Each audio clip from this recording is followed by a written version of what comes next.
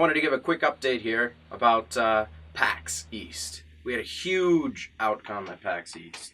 I'm talking about on Friday, Saturday, and Sunday, we had almost 5 games running non-stop. The outcome at our booth was unbelievable. People were coming non-stop, lining up, trying to play Zpocalypse, and the feedback was phenomenal. And I can't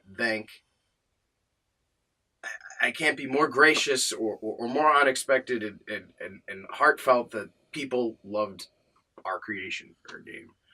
So I apologize greatly for those people who came by the booth and saw that all of our tables were jam-packed with people playing. But I want to say you can still get the game on Kickstarter, pre-order it, and we will be at more conventions upcoming. Well, on the very first day, right before the crowds were about to be released,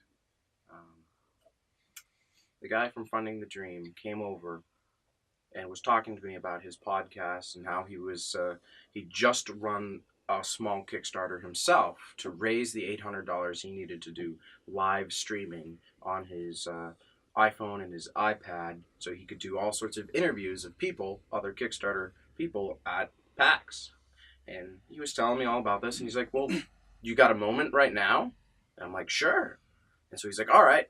And he took his iPhone and he goes like, he goes like this. And he says, I'm here, on the eve of, right before the crowds are about to be released at PAX. And, I'm going to introduce Jeff Gracia. He's on Kickstarter right now. What is your goal? 15,000. And what are you at now? 70,000. Whoa, you majorly went through your goal. And he took the camera and he turned it around and he showed our booth. And behind was just this sea of people. There must have been 30,000 people standing in line just waiting for them to release the gate or cut the rope just so that the mob would come through. And it just that moment right there was pretty amazing. Being a vendor at PAX is awesome.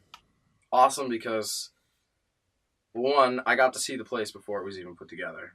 I showed up on Thursday, the day before, with Zach and Ricky. We came down there to scope out the place, figure out how we could set it up with, the Game Salute booth.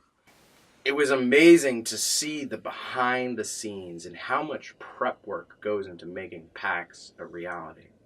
Being there when the crowds come and just start flocking by, and it's like within 15 minutes, bam, you got a game running. Within another 10 minutes, bam, another game is running. And pretty soon, in 30, 40 minutes, right after 10 o'clock, you got 4 games running for Zpocalypse. Blew my mind. So during PAX, one of the cool things we did for all of the people involved in Zpocalypse was we gave them their character card to wear around their neck. It was cool because you'd have people playing the game and they'd be like, is that you? The card on the table.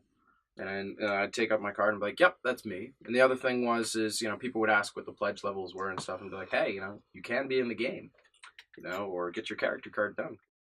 So a lot of Kickstarter backers have been, not a lot, but at least one Kickstarter backer picked up on the fact that, hey, Jeff, why do you have 0 smarts? And I went, what? I have 0 smarts? What do you mean I have 0 smarts? And sure enough, I looked at my card, I looked at my printed card, and I do have 0 smarts.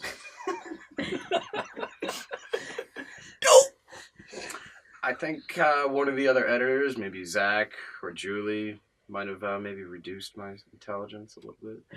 In my description, it says that I was prepared. We call it balancing the game, overpowered card. I'm an awesome card. I can't be dumb, though. Come on, guys.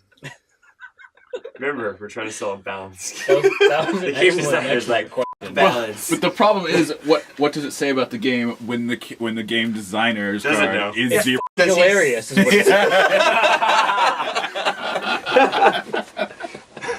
What's even better is when the other game designers play a prank on him. Yes.